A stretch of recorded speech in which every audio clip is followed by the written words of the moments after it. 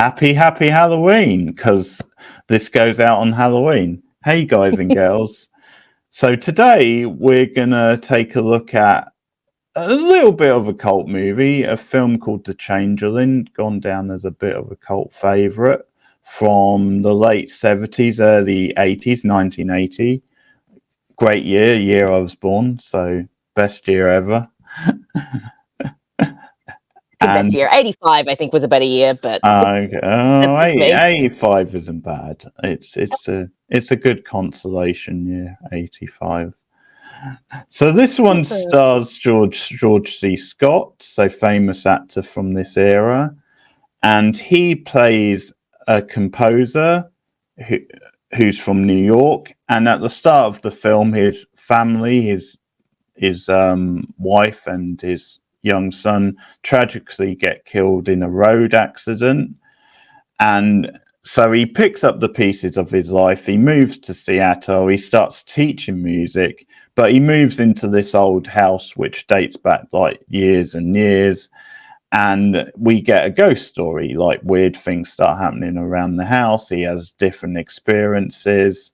There's a link to like a local politician, but there's a whole history to the house basically, and a backstory which gets explained. So it's a little bit of a mystery type horror as well, to go with like the supernatural stuff. So, and I also noticed when I was reading some trivia, I noticed then the writer of this is based on, he claims his own experiences when he was living in Colorado. He said he had, in like the late 60s, said he'd had similar experiences to the character. And so that's quite interesting. So Rachel, was this a first time watch for you? I take it was. Mm-hmm. Okay, this was a rewatch for me. I watched it, was it 2 years ago? I think 2 years ago. So it's a rewatch, but one that's worth covering, definitely.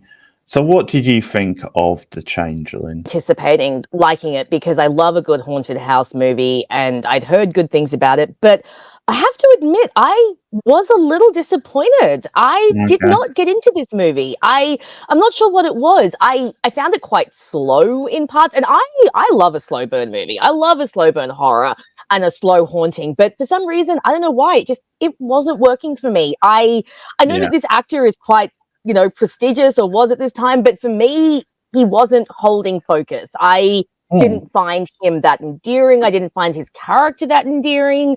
I didn't find the story that involved. And I didn't think the haunting was even that effective. I was really shocked because I went into this prepared to really like this film, and I came out very underwhelmed. I don't know what it was. Maybe I just was, because I watched this just after I watched another movie that we reviewed earlier this month, which was Pumpkinhead, and maybe I was still just riding on the high from that movie because I really enjoyed it. But I don't know. I just didn't really get into this film. I do think some parts were a bit effective.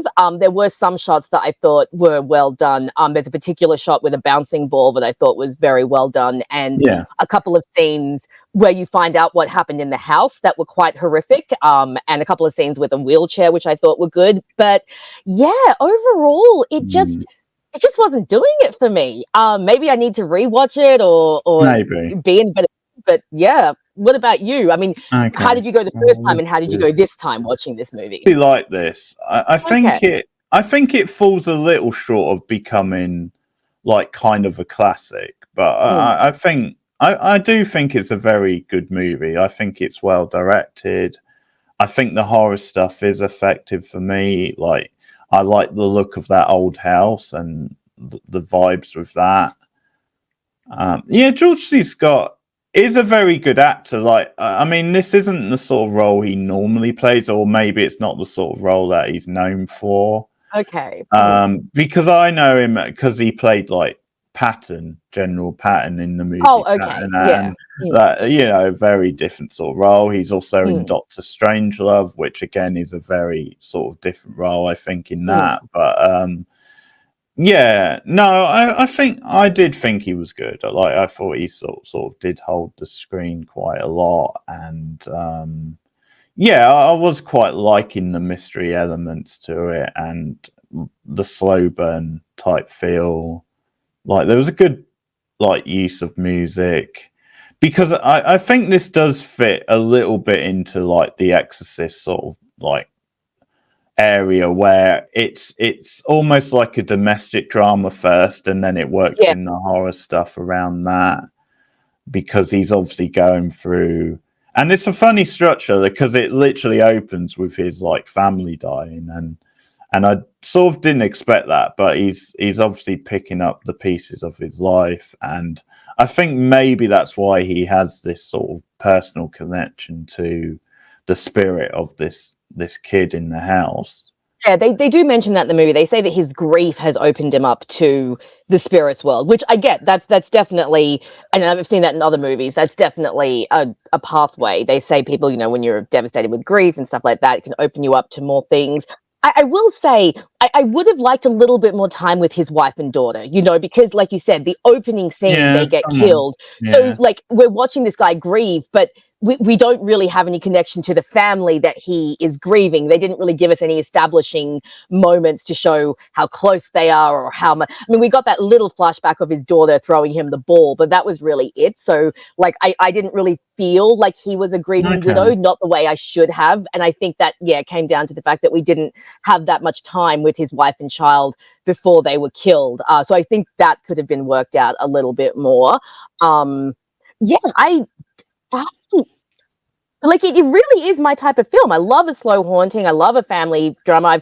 My sister and I have been discussing this recently. I've noticed a pattern where ghost stories almost always are family dramas. Almost Hmm. always. When you have a ghost story, it's almost always connected to a family drama. And I really like that angle. And we obviously have that here.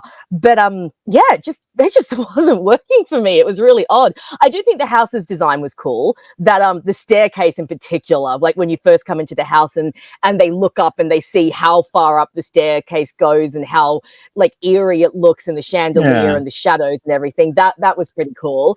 And like I said, when they go up to the attic, there are some really creepy shots there. I think I just wasn't invested in, like I said, in the main character. And when you're not yeah, invested in the main character, it's hard to follow through, the whole story with them. And yeah. yeah, but you obviously like the main character. He worked for you. Yeah, because someone else, like I listened to a review of it, did make the same point. Then, yeah, maybe that start is a bit like they could have got more with those characters. Mm. Maybe I guess it didn't bother me. I guess just because it, in a way, it was a bit of a setup, and then the main bulk of the movie is him coming to terms with his new life, and then the mystery with the thing. So I Yeah. guess it didn't bother me that much, but like I can see what you mean. Like maybe it would have been, you would have cared a bit more about him if you'd had a bit more of that stuff. Did hook me as like a good sort of spooky type story, and like one or two twists on it, and one I did like the mystery aspect of it, like I said, and him and like the Claire character like investigating and stuff. Mm. Like they had a pretty nice sort of bond. I mean, you can tell they're sort of rich because they went horse riding on like a date type thing. That's a Definitely, yeah. very rich person Well, to do. well, like you said off camera, Yeah, that person who said this is the gentleman's horror. yeah, Yeah, yeah. definitely. You can see that. Yeah, definitely. And he's a composer and all the rest of it. Yes, yes. Well, I mean, being able to afford to rent a house like that, even Yeah. in the East, yeah, you'd have to be. You'd have to be a bit wealthy. Yeah, but no, I did quite like the bond between him and the woman who was let in the Mm. house, and like as I said, it did have a little bit of a mystery vibe that I quite enjoyed. We obviously get to like some of the reveals in a minute, but like there is one scene that I didn't like, and that's probably the medium scene. I thought that was a Yeah, bit cheesy. that Yeah. was a bit odd, wasn't it? Who are you? Why are And you in like this the house? writing, yeah, Tell us yeah. why you're in this house. Yeah, it was a bit much, wasn't it? Yeah, it felt a bit out of place in the movie as well, because the Yeah. movie was sort of very like understated in many ways, Yes, but and then like, yes, I agree. Then that felt a little bit too like in your face. Yeah, like it was yeah. all this subtle stuff. Like Yeah, like little music cues and a ball bouncing, and all of a sudden it's "Tell us why you died, Jeremy," or Jason, or whatever his name is. Yeah. Yeah, because and it probably suffers a bit because those scenes are now so overdone in like horror movies like Yes. this, and Yes. and a lot of times they do tend to come off like quite silly and cheesy, but like Yeah. so maybe it suffers in comparison. Like back here it probably wasn't as common, but it just wasn't a very good scene. I thought it was like No, I agree. for But me I one of did the weaker think scenes.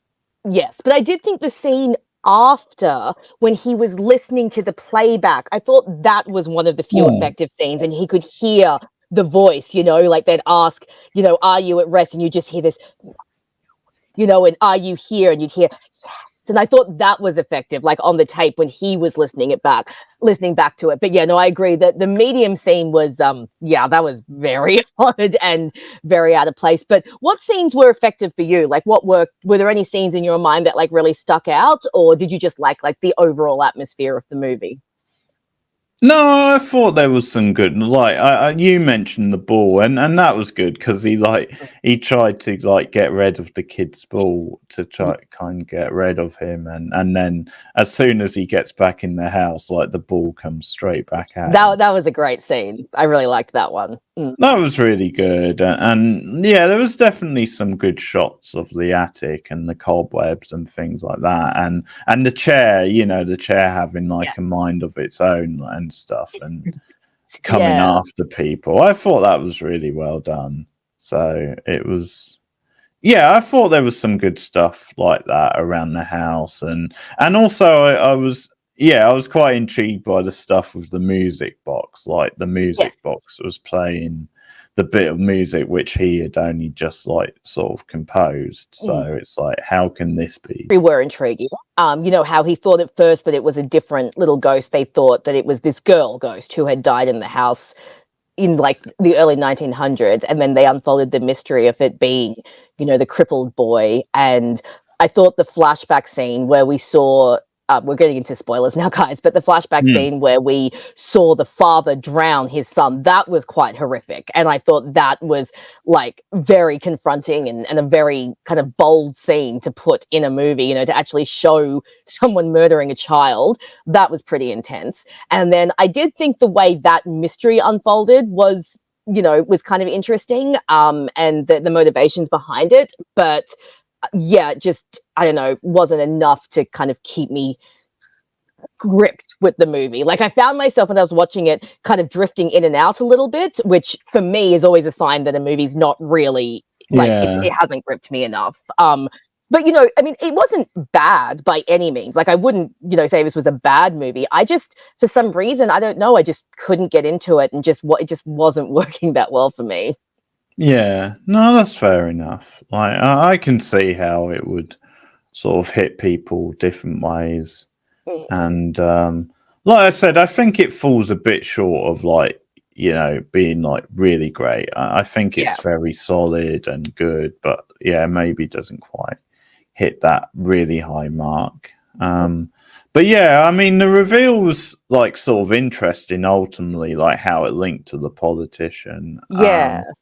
Because you had the whole thing about he was the fake son basically Yes. The because replacement. yeah, Yeah. the replacement. Yeah, because Mm. because it was an orphanage originally, and like the father had killed off his own son to do with like the inheritance. The Because inheritance, it's always about money. he, It he he always was comes down to money. disabled, and he Yeah. sort of he was confident he wouldn't live till 21. So it So was a therefore he whole couldn't get the inheritance. yeah, Yeah. yeah. So yeah. I mean, what did you think of that reveal? Did you think that was I quite actually a did good think that was reveal? Yeah. interesting. I thought that was interesting, and I thought it was slightly different, the fact Yeah, that there that's was what I like this thought. replacement person, and then I thought that lent itself to, I will say, I thought the climax of the film was quite good, when everything kind of came together, when, the guy had the two medallions and he realized that he was the replacement, and so he kind of went into that trance and ended up at the house, and then, the spirit was destroying the house. I thought all that was very interesting. But it came a little too late in the film. You know, by the time we Yeah. finally got to that point, I'd already kind of disengaged from the film a bit, so it didn't hit as Yeah. hard. But no, I did think that it was interesting, and I did like that bit because, like, when we first saw the politician, I was like, okay, who are you? Are you the father that killed the son? Are you someone who knows? Did you work in the house? And then when you get the reveal of like who he actually is, yeah, I thought that was very interesting and like we said, a little different, a different spin on that sort of story. Yeah. Yeah. Yeah, no, I quite like that. Like, it gave it a little bit of a different feel, and because you hadn't been that engrossed in it, like the ending didn't quite hit you as hard. But the stuff with the fire, I really enjoyed, and I thought that like, was good. Yes. yeah, not bad fire effects for the time, Oh, it and wasn't, was it? Especially when the banister lights up and you see it going like along the banister. That was pretty cool. yeah, and it was pretty good way to Mm. bring the plot together and kind of the big sort of final set piece and stuff. And yeah, no, I didn't mind the reveal too much. It was something a little bit different, and Mm. yeah, bit of a twist on maybe a familiar type thing. So yeah, Mm. okay. Yeah, yeah, that's our thoughts on Changeling, really. Let us know what you guys think of it. But the only thing left to do is to rate the movie. So, what would you rate it? This is going to sound harsh, and I'm not saying it's a bad movie, but Yeah, it really didn't engage me, and I thought it was pretty average. So I'm going to go with five out of 10. Like, okay. that might go up if I rewatch it. I'm definitely willing to give this another go. Maybe watch it on a day when I haven't watched a movie before. But for me, Yeah, there were a couple of effective scenes, like I said, and I didn't mind the mystery aspect, but it just didn't grab me. So 5 out of 10 for now, but willing to give it another shot in the future. yeah, okay. Yeah, that's fair enough. That's fair enough. Okay, well, I'll go with an 8 because I did really like it. I thought it was strong. And as I said, George C. Scott, I think normally didn't tend to play these sorts of characters, but he was, yeah, I thought he was an engaging lead, and there was a couple of other faces in the cast. Like I said, I quite liked the relationship with him and the landlady. That was quite good, and yeah, a little bit of an interesting mystery plot. And I did get into like the atmosphere of it. I thought that was well done. So that did Fair sort enough. of draw me in. But like I said, I think it falls a bit short of like being like a really great movie, but definitely a good movie, like a very strong movie, I thought anyway. So yeah, I will go with an 8 for now. So that is The Changeling. And yeah, that's the end of our October viewing. So happy Halloween to everyone. There's also a special list video which should go out today as well. So look out for that.